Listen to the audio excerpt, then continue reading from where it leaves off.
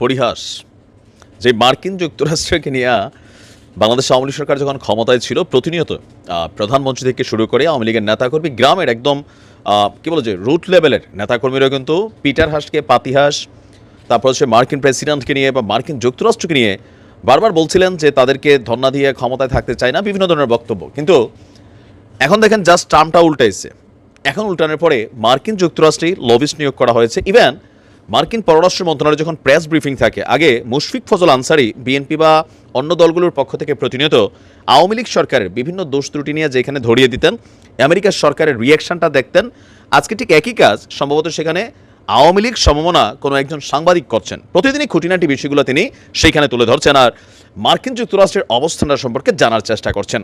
তো মার্কিন যুক্তরাষ্ট্র অলওয়েজ তারা তাদের যেটা বলার সেটা বলে। তবে এই মুহূর্তে ডোনাল্ড ট্রাম্প প্রেসিডেন্ট নির্বাচিত হবার পর আওয়ামী লীগের অনেক নেতাকর্মীরা মনে করছেন যে সামাও আপনার এইবার তো আর মানে আমেরিকা পুরো সাপোর্টটা দিয়েই দিবে, বাট ওইটা আলাদা। তবে এই মুহূর্তে বাংলাদেশে ধরেন শহীদ নূর হোসেন দিবসে আওয়ামী লীগ যে প্রোগ্রাম করতে চেয়েছে তাদেরকে প্রোগ্রামের সমাবেশের অনুমতি দেওয়া হয়নি।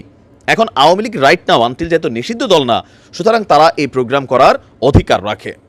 কিন্তু যে পরিস্থিতি ঘটেছে সেই পরিস্থিতিটা বাংলাদেশের ছাত্র জনতা বা বিভিন্নভাবে তারা ওকে মনে হলো মার্কিন যুক্তরাষ্ট্র মনে করছে এটা উচিত না।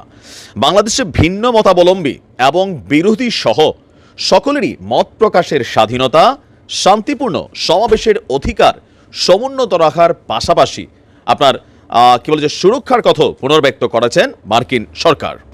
মার্কিন সরকারের যিনি পররাষ্ট্র দপ্তরের প্রধান উপমুখপাত্র আছেন বেদান্ত প্যাটেল, তার কাছে সাংবাদিক প্রশ্ন করেছিল যে 10ই নভেম্বর ঢাকায় আওয়ামী লীগ নেতাকর্মীদের রাজনৈতিক সমাবেশ করতে বাধা দেওয়ার বিষয়টিকে, সাম্প্রতিক যে ঘটনা ঘটেছে সেই পদক্ষেপকে আমেরিকা কিভাবে দেখছেন। ইভেন ডক্টর ইউনূসের নেতৃত্বাধীন অন্তর্বর্তী সরকারের প্রতি আমেরিকার বার্তা কি আওয়ামী লীগের পক্ষে, আর তার সমর্থকরাও এর আগেও বাক এবং সমাবেশের স্বাধীনতার পক্ষে কথা বলেছেন। তো প্যাটেল বলছেন আমরা ভিন্ন মতের এবং বিরোধী দল সহ সকলের মত প্রকাশের স্বাধীনতা, শান্তিপূর্ণ সমাবেশের অধিকারকে সমর্থন করি। আমাদের দৃষ্টিকোণ থেকে এই সকল স্বাধীনতা যে কোনো গণতন্ত্রের জন্য অপরিহার্য উপাদান। আমরা নিয়মিতভাবে বাংলাদেশের অন্তর্বর্তী সরকার সহ আমাদের সকল অংশীদারদের সাথে এই সমর্থনের কথা ব্যক্ত করেছি।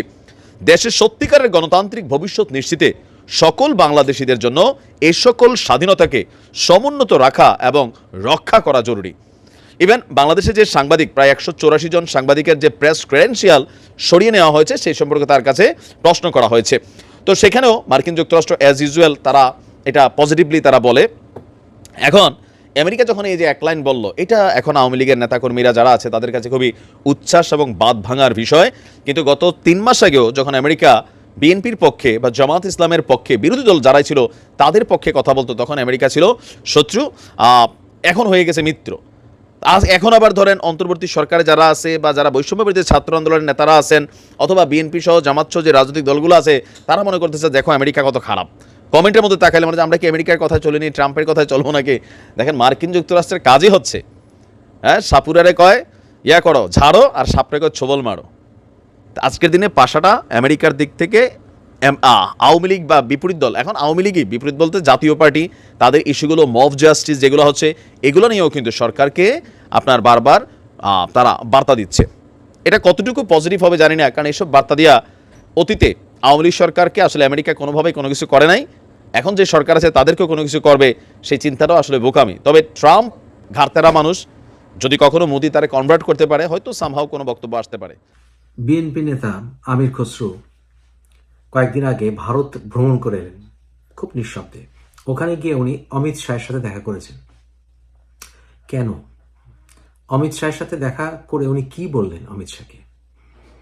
উনি ঢাকাতে ফিরে এসেই একটি প্রেস কনফারেন্সে বললেন যে উনি বিশ্বাস করেন যে আওয়ামী লীগকে জবাব দিবে বাংলাদেশের মানুষ ব্যালট বক্সে, অর্থাৎ আওয়ামী লীগকে ব্যান উনি করার পক্ষপাতী নন।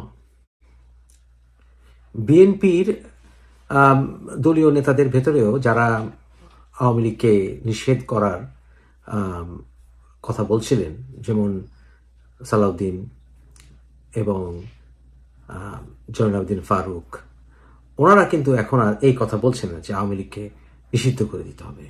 কথা সুর পাল্টে গেছে। মেন কারণ হচ্ছে বিএনপি অমিত শাহকে জানালেন যে আওয়ামী লীগকে আমরা রাজনীতি করতে দেব, তবে আমরা ক্ষমতায় আসব এবার। এই ব্যাপারে আপনার দ্বিমত করলে হবে না, কারণ সাধারণ জনগণ দেখতেই পাচ্ছেন যে আওয়ামী লীগের শাসনের উপরে তারা বিরক্ত, এবং আওয়ামী লীগ রিফর্ম হতে সময় লাগবে, আওয়ামী লীগ রিফর্ম হতেই হবে ইত্যাদি, এই মেসেজগুলি ওনারা দিয়ে এসছেন। এবং অপরদিকে অমিত শাহ এবং নরেন্দ্র মোদী দেখছেন যে বর্তমানে সমন্বয়কারীরা তারা জোরে সরে লেগেছে ছাত্রলীগের পরে আওয়ামী লীগকে নিষিদ্ধ করে দেওয়ার জন্য, অথবা আওয়ামী লীগকে রাজনীতি থেকে দূরে রাখার জন্য, যতক্ষণ পর্যন্ত আওয়ামী লীগের বিচার না হচ্ছে জুলাই আগস্টের জন্য। এটা কিন্তু ভারত চায় না, এটা বিএনপিও কিন্তু বলছে না যে বিচার চলাকালীন সময়ে আওয়ামী লীগকে রাজনীতি থেকে নিষিদ্ধ রাখতে হবে। তাহলে বিএনপি কিন্তু ভারতের কাছে এখন একটি শক্তিশালী অপশন। ডোনাল্ড ট্রাম্প উনি ক্ষমতায় আসছেন, এবং উনি ক্ষমতায় এসেই ভারতের সঙ্গে বন্ধুত্ব সুদৃঢ় করবেন, এবং নরেন্দ্র মোদী সরকার চাইবে শেখ হাসিনার বিষয়টি একটি সমাধান হোক। শেখ হাসিনার বিরুদ্ধে ওয়ারেন্ট ইস্যু হওয়ার পরে ভারত কি করবে? শেখ হাসিনাকে হ্যান্ড ওভার করবে? প্রশ্নই আসে না। কিন্তু শেখ হাসিনাকে তাদের কাছে রেখে যতদিন দীর্ঘায়িত হবে বিষয়টি, তত ভারতের সঙ্গে বাংলাদেশের সম্পর্ক খারাপ হতে থাকবে, যদি সমন্বয়কারী নির্ভর ইউনূস সরকার ক্ষমতা থাকে। তাহলে এ থেকে বেরোতে হবে। বিএনপি চাইছে যে সমন্বয়কারীরা যে সকল কারণে অনেকের কাছে জনপ্রিয় হচ্ছে বা অ্যাকসেপ্টেবল হচ্ছে, সেটা হচ্ছে অ্যান্টি আওয়ামী লীগ সেন্টিমেন্টকে পুঁজি করে রাখা। তাহলে সেটাকে কিভাবে সমন্বয়কারীদের থেকে নিজেদের কাছে নিয়ে আসা যায় যে আমরা আওয়ামী লীগ বিরোধী, এটা প্রমাণ করতে গিয়ে বিএনপির কিছু নেতা কর্মী সন্ত্রাসী কর্মকাণ্ড শুরু করেছে। সেটা অবশ্যই আওয়ামী লীগের শীর্ষ নেতৃবৃন্দের অবগত আছেন, কিন্তু তারা কি তাদেরকে নিয়ন্ত্রিত করতে চাচ্ছেন? অর্থাৎ যারা কিনা সন্ত্রাসী কর্মকাণ্ড করছে? এখন আর না, কারণ তারা একটি বার্গেনিং চিপ হিসেবে ব্যবহার করছেন যে আমরা শক্তিশালী, আমরা সমন্বয়কারী চেয়ে শক্তিশালী, আমরা পেটাতেও পারি সমন্বয়কারীদের চেয়ে বেশি। তাই মার ধরে দিক থেকে বিএনপি এক ধাপ এগিয়ে যাচ্ছে সমন্বয়কারীদের থেকে অনেক ক্ষেত্রে। যদি তারা মারামারিতে না যায় এবং সমন্বয়কারীদের সুরে কথা না বলে, তাহলে সমন্বয়কারীদেরকে অফ করা যাচ্ছে না, কারণ সমন্বয়কারীরা অ্যান্টি আওয়ামী লীগ সেন্টিমেন্টটাকে পুঁজি করে তারা ফালাফালি করছে। তাহলে সমন্বয়কারীদের থেকে যদি এই অ্যান্টি আওয়ামী লীগ সেন্টিমেন্টটা নিয়ে নেওয়া যায় যে আমরা আরো বড় অ্যান্টি আওয়ামী লীগ সেন্টিমেন্ট, কিন্তু আওয়ামী লীগ ব্যান করতে চাইব না, আওয়ামী লীগকে ইলেকশন করতে দেব, রাজনীতি করতে দেব, নিষিদ্ধ করব না। এবং যদি সরকারের কেউকে, যেমন ধরেন আসিফ নজরুলকে যদি সমন্বয়কারীদের থেকে একটু সরিয়ে নেওয়া যায়, এই কথা বলে যে সুইজারল্যান্ডে আসিফ নজরুলের প্রতি অন্যায় করা হয়েছে, আহারে এইটা করে আসিফ নজরুলের প্রতি সিম্পিতি দেখিয়ে সমন্বয়কারী এবং আসিফ নজরুলের ভিতরে একটি ফাটল ধরানোর প্রচেষ্টা, এবং একটু একটু করে এই সরকারকে রিফর্ম করা, অর্থাৎ ইউনিট সরকারকে একটু রিফর্ম করা। এই জন্য আমরা মোস্তফা সরওয়ার ফারুকীকে দেখলাম এই উপদেষ্টা মণ্ডলীতে এলো, এবং আমরা আরো কিছু রদবদল আশা করতে পারি, এবং হচ্ছে রদবদল, কিছু রদবদল হবে, যেখানে আমরা একটু এনজিও নির্ভর সরকারটার একটু পরিবর্তন দেবো বলে মনে করি। অনেকটা ধরুন ন্যাশনাল গভর্নমেন্ট না হলেও আমরা একটি রিফর্মড ইউনুস সরকার দেখতে পারি বলে সামনে মনে করি আমি।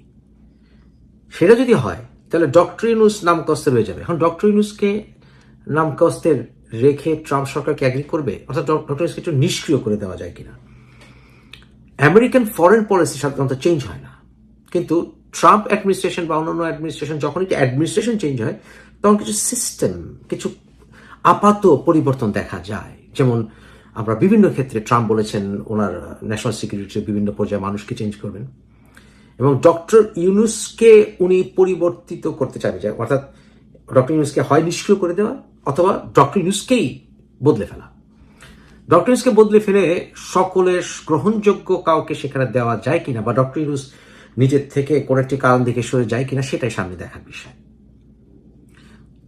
তবে আমি মনে করি যে বিএনপি সমন্বয়কারীদেরকে বিপাকে ফেলবে এবং সমন্বয়কারীদের সাথে বিএনপির ক্ল্যাশ বাড়বে সামনে, সেটা সমন্বয়কারীরা টের পাচ্ছে।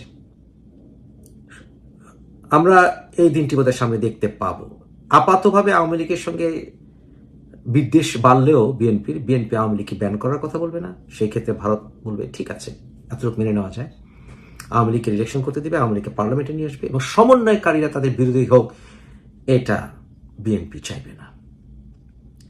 সমন্বয়কারীদেরকে অফ করাতে হলে সমন্বয়কারীদের মেন আন্দোলনের যে ইস্যুগুলো, ওগুলিকে বিএনপি তাদের সাইডে নিয়ে আসবে।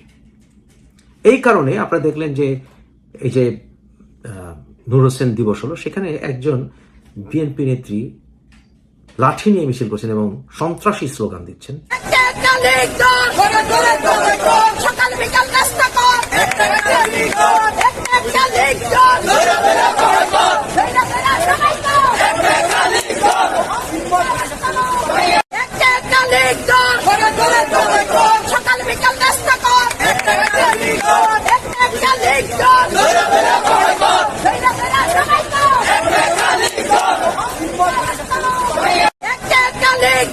যে একটা আওয়ামী লীগ ধরো সকাল বিকাল জবাই করো, নাস্তা করো,